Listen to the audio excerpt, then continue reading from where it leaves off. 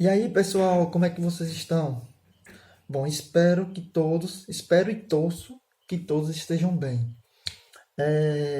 Essa aqui é a nossa primeira aula de Química do ensino médio para o terceiro ano.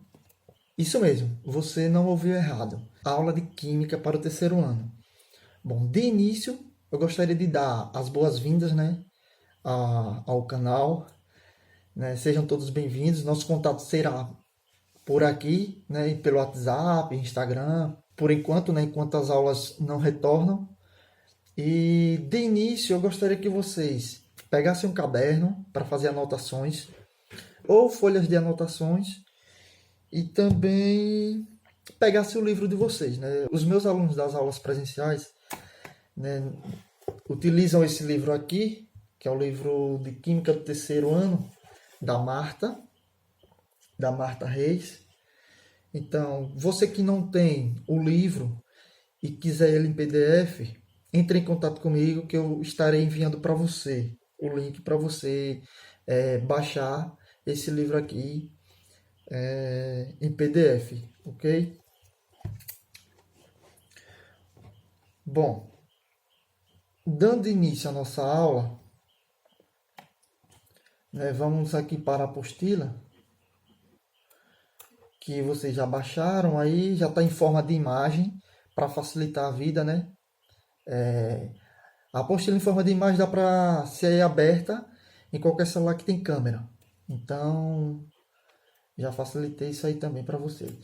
Então, nessa videoaula, né, nessa aula 01, eu vou falar dos conceitos básicos, né, da química orgânica. Nós, durante o curso, né, de química para o terceiro ano, nós iremos estudar basicamente a química orgânica. E vocês vão ouvir muito falar em carbono. Ah, se vão. Tá certo? Então, aqui nesse primeiro tópico da apostila, eu coloquei química orgânica versus inorgânica. Né? E eu trago para vocês a definição da química orgânica e da química inorgânica. Antes mesmo da gente entrar no capítulo do livro, né? No capítulo 1. Eu, particularmente, esse livro ele é bom, mas a sequência dele de apresentar, né, os conceitos, os conteúdos, não me agrada muito. Então eu vou utilizar ele, a gente vai seguir ele, porém eu vou alterar a ordem que será apresentados os assuntos, ok? Então, aqui na apostila, a química orgânica é a área da química, né, que vai estudar os compostos formados com átomo de carbono, né? Ou seja, vai estar lá, você vai ter uma estrutura em que o átomo de carbono está presente nessa estrutura molecular. Aí vai estudar as reações, as propriedades, né, a síntese desses compostos que tem o carbono na estrutura molecular. Já a química inorgânica é a área da química que vai estudar os compostos formados pelos elementos diferentes de carbono. Agora fique atento, eu até chamei aqui a atenção. Existem exceções para essa regra, tá certo? Ou seja, não é todo composto que vai estar lá o carbono e você já vai dizer que é um composto orgânico, entendeu? Existem exceções.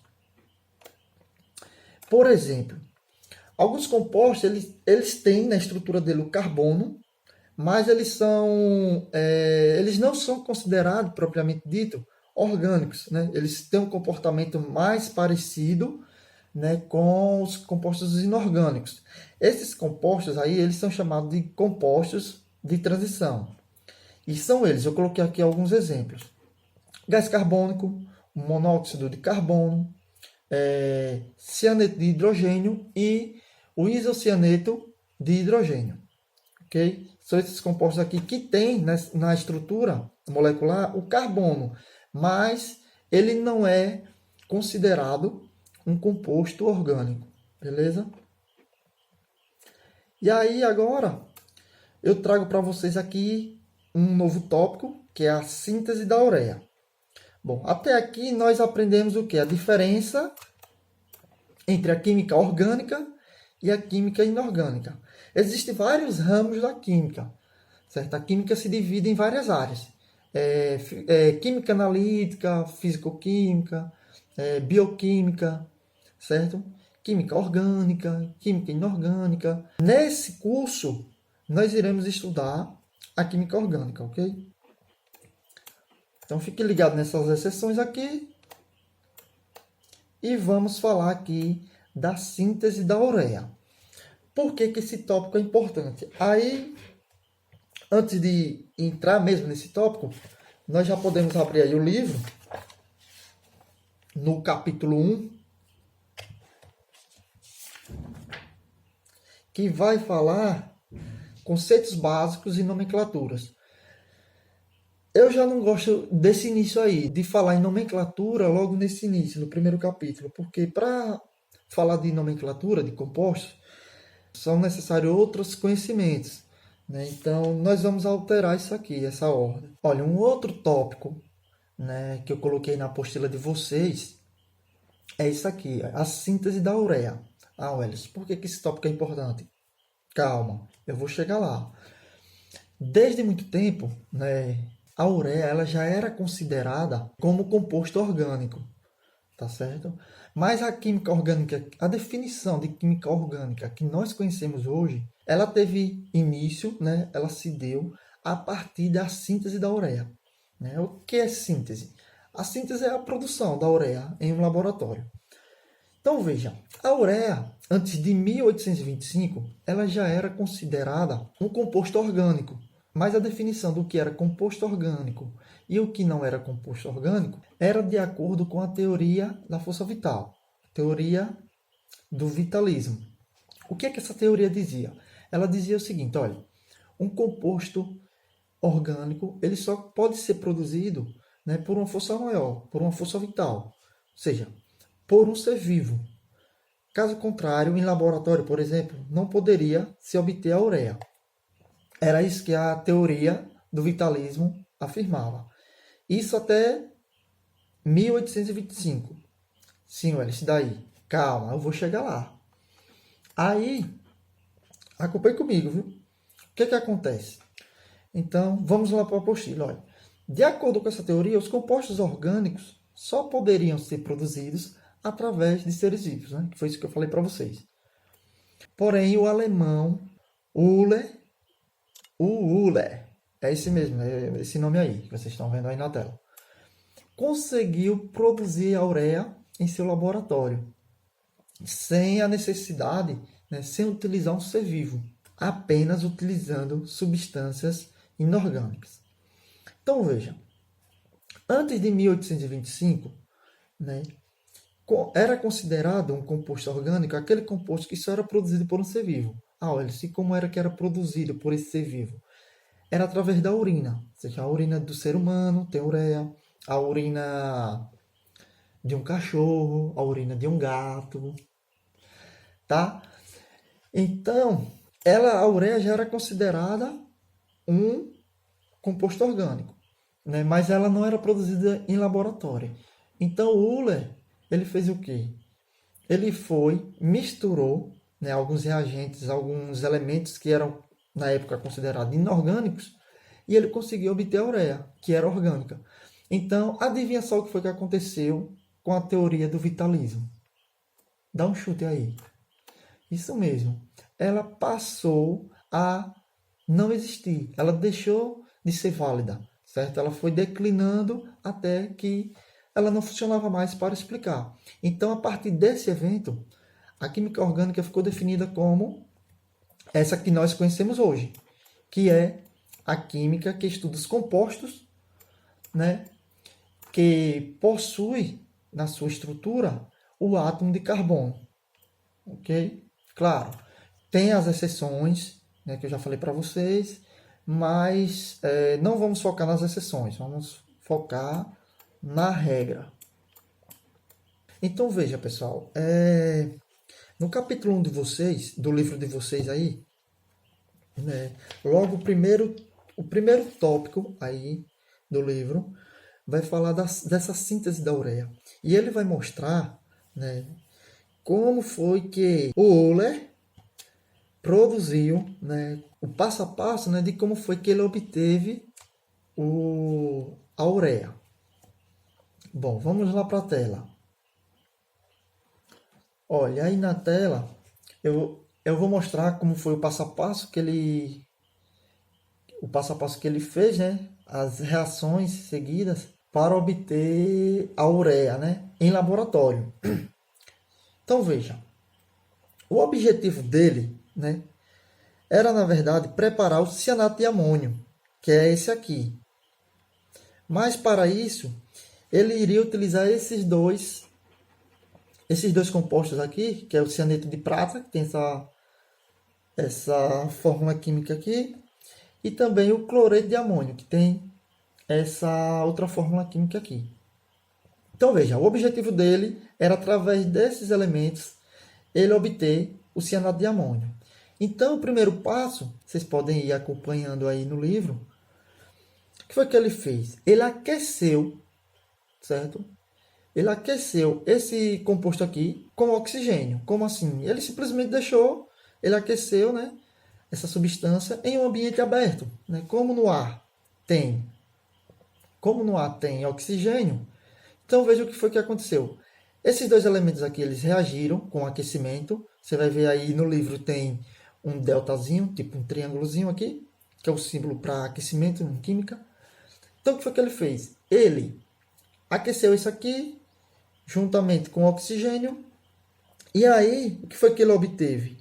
Ele formou cianato de prata, que é esse elemento aqui.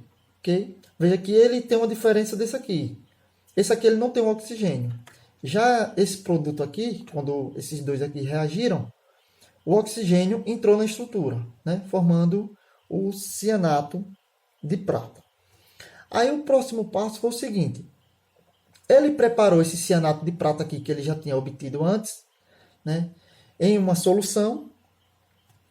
E juntou também com o quê? Com o cloreto de amônio, tá certo? Em solução também.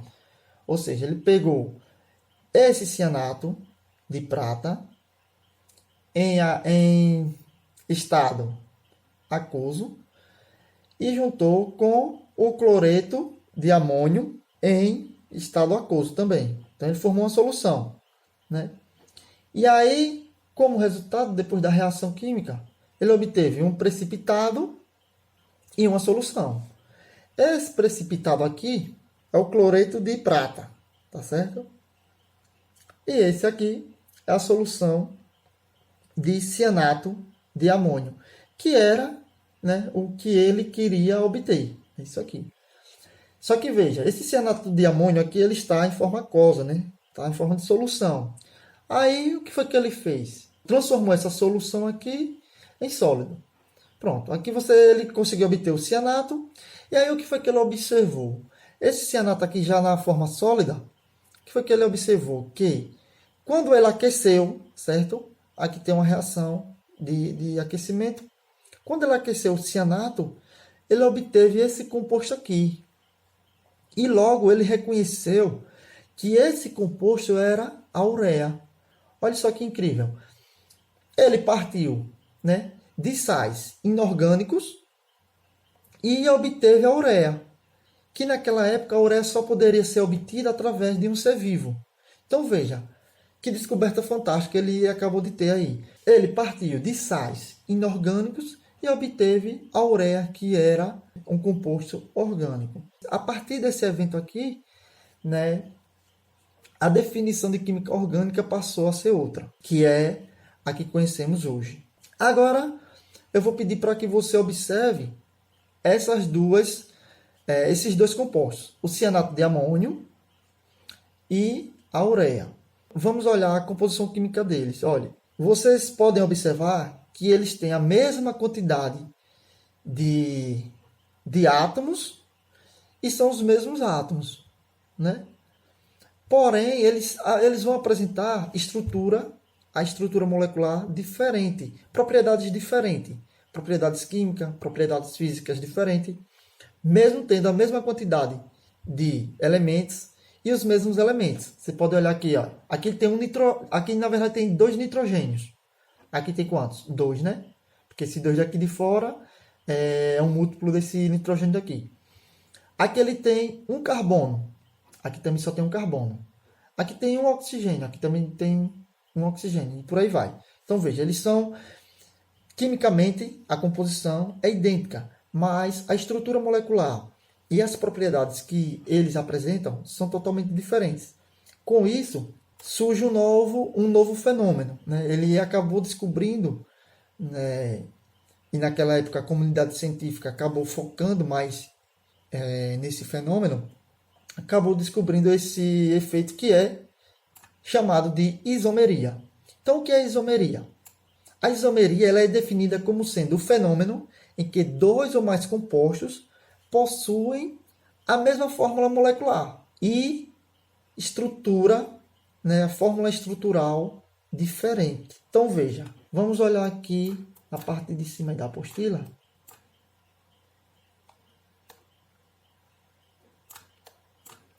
A parte de cima da apostila tem isso aqui. Então veja, olha, aqui está o cianato de amônio e aqui está a ureia. E quimicamente, né, a fórmula química, a composição, são iguais. Porém, a estrutura molecular, né, a forma que estão organizados os átomos são diferentes. Então, esse fenômeno é chamado de isomeria. Ok? Vocês entenderam? Então, chegamos lá, onde eu queria. E para facilitar mais o entendimento, né, da importância da síntese da ureia, eu vou aqui, vou abrir aqui o Paint. Tentar fazer um desenho aqui. Pronto. Olha só, vou tentar fazer esse desenho. Vou fazer tipo uma linha de tempo. Vou fazer como uma linha de tempo para vocês entenderem. Então imagina aqui que você tem aqui a linha de tempo, né? E aí aqui você tem o evento que foi a síntese da ureia. Aqui você tem um evento que foi a síntese da ureia. Então, síntese da ureia. E foi em quanto? 1825. Ok? Nesse tracinho aqui, você tem a linha do tempo, aqui você tem o ano e a síntese da ureia, o evento que aconteceu. Então, veja, antes dessa síntese da ureia, no laboratório, né, a química orgânica dependia de quem? Da teoria da força vital. Né?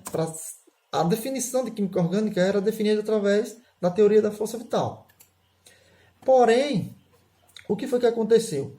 Quando Euler produziu a ureia no laboratório, né, ou seja, depois de 1825, quem foi que entrou em campo? Quem foi que entrou em cena? O carbono. Okay? Então, o carbono agora passa a ser um elemento fundamental para a definição da química orgânica, né? Como nós já vimos essa definição. Então, lembre dessa linha do tempo aqui que vai facilitar muito a sua vida. Ah, Wellington, e que ureia é essa daí que você tanto fala? É essa daí mesmo que você é acostumado a ver no seu dia a dia, né? Que você encontra em adubos, fertilizantes, né? Até também para algum tipo de ração de gado. Essa ureia mesmo. Porque, vejam, todas as plantas elas precisam de alguns nutrientes, né? Para se desenvolver. Nitrogênio, potássio. E a ureia ela é riquíssima em nitrogênio. Certo? Ou seja, é um dos nutrientes que a planta precisa para se desenvolver. Então, você pega a ureia e coloca lá na areia, né, na planta, ela vai se desenvolver, ela vai ficar mais verde, né, mais bonitas. Por isso que a ureia é bastante utilizada como adubo, né, nas plantações. Mas você tem que ter cuidado, né? Quem trabalha com adubo sabe que, a depender da quantidade, da forma que você utilize, você pode queimar as folhas, né? Pode acabar prejudicando a plantação ao invés de ajudar, né, o desenvolvimento da planta. E muitas vezes as plantas ficam amareladas, murchas, e a gente fica sem entender direito, né? Porque coloca água, e coloca outro tipo de fertilizante e você não consegue perceber o desenvolvimento daquela planta. Talvez está faltando o quê? O nutriente principal, como por exemplo o nitrogênio. Bom, pessoal, tudo bem até aqui? Então, tudo que nós vimos até agora está até a página 11 do livro de vocês. Nós vamos agora passar para a página 12. Ouvi alguém aí perguntar o que é precipitado. Olha só, o precipitado lá na reação de Euler, né, para chegar até a ureia, o precipitado, de um modo geral, precipitação é a formação de um sólido durante uma reação química. Eu vou dar um exemplo aqui, por exemplo, para você entender basicamente o que é mesmo esse precipitado. Você mistura em um copo água e areia, fica lá agitando, forma uma solução, né? Forma lá uma solução agitando. Lembrando que uma solução é o quê? Uma mistura homogênea. Fique ligado. Então você fica lá misturando, né? Você tem ali uma solução. E aí quando você para de misturar e deixa lá o copo parado por alguns minutos, você vai observar que a areia, né, devido à força da gravidade, ela está lá no fundo do copo. E em cima está a água. Então essa areia que está lá no fundo do copo é como se fosse o precipitado. Ok? Então, basicamente é isso. Bom, agora na página 12 do livro de vocês e também aqui na apostila, né, nós iremos entrar no assunto postulados de Kekulé. São três. São três deles. O primeiro postulado de Kekulé diz o seguinte: o carbono é tetravalente, isto é, faz 4 ligações covalentes. O que isso significa? Vamos lá para a apostila. Aqui você tem o átomo de carbono e cada tracinho desse aqui representa uma ligação covalente, né? O que é uma ligação covalente mesmo? Vocês estão lembrados? Uma ligação covalente é aquela que há o compartilhamento de elétrons. Então aqui, cada tracinho desse ligado ao carbono vai ser uma ligação covalente. Então veja, o carbono ele é tetravalente, né? Ele faz 4 ligações. Então veja, nós temos 1, 2, 3, 4. Nesse caso aqui, nós temos 4 ligações simples. Porém, essas 4 ligações elas podem ser organizadas, né, de outras maneiras, como por exemplo 2 ligações duplas.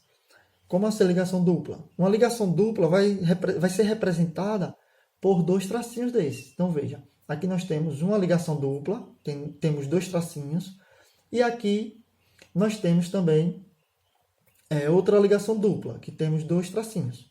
Então veja, no total dá 1, 2, 3, 4. 4 ligações. Uma outra forma de você fazer esse tipo de ligação é desse jeito aqui, 2 simples e uma dupla. Ou seja, no total vai ter 4 ligações. E uma outra forma ainda que podemos organizar essas ligações é fazer uma ligação simples e uma tripla. Bom, agora nós vamos para o segundo postulado. O segundo postulado de Kekulé fala o seguinte: as 4 ligações simples do carbono são iguais em comprimento e energia. O que isso quer dizer? Isso significa que, por exemplo, essa molécula aqui que eu coloquei na apostila de vocês como exemplo, é o clorometano. Mais na frente nós vamos aprender como determinar, né, o nome dessa molécula. Mas vamos com calma. Eu chego lá. Olha só, aqui, o que diz exatamente o segundo postulado de Kekulé? Diz que, independente da posição desse átomo aqui na molécula, né, pode ser aqui embaixo, pode ser aqui nessa lateral ou aqui em cima, o resultado vai ser o mesmo, vai ser a mesma molécula, independente da posição desse cloro. Ou seja, resultará na mesma molécula. É basicamente isso que diz o segundo postulado de Kekulé, certo? E o terceiro e último postulado, ele diz o seguinte: o carbono é capaz de formar cadeias com outros átomos de carbono. Ou seja, os carbonos podem fazer ligações químicas sucessivas com outros átomos de carbonos, né? Como nesse caso aqui. Você tem um átomo de carbono que se liga a outro, que se liga a outro, que se liga a outro, e assim vai. Que poderia também esse aqui se ligar a outro aqui embaixo, outro aqui em cima, formando cadeias carbônicas. Ok? Esse terceiro postulado aqui é o mais simples, né? E para quem não sabe, né, um postulado é uma afirmação que não foi comprovada, mas é admitida, né, para chegar, né, em outras afirmações. Ou seja, é uma afirmação que não foi provada, mas você admite ela como ponto de partida, como sendo verdadeira, para chegar em uma outra afirmação. Então, o postulado é isso. Para finalizar, eu deixei aqui 3 exercícios para vocês responderem aí no caderno. Ok? Primeira questão. Qual a diferença entre o cianato de amônio e a ureia? Então, você vai anotar aí. Porque a síntese da ureia, realizada por Euler, foi importante para a química. Então, você vai responder isso aí também. E agora, você vai fazer uma pesquisa anotando no caderno sobre as principais propriedades do elemento carbono. Então, você vai pesquisar, sei lá, as ligações que ele faz para ter a estabilidade. Você vai encontrar os tipos de carbonos, que nós temos isótopos. Você vai, enfim, você vai procurar o máximo de informações que isso vai te ajudar. Então é isso. Se você gostou da aula, se você chegou até aqui e gostou da aula, deixa um like aí no vídeo. Aproveita e se inscreve no canal, né, para o YouTube entender que esses vídeos são relevantes. E também compartilha o link com outros colegas que não tem aula comigo, mas está estudando para o Enem. Manda o link lá para eles assistirem. Bom, fiquem com Deus e até a próxima. Um forte abraço.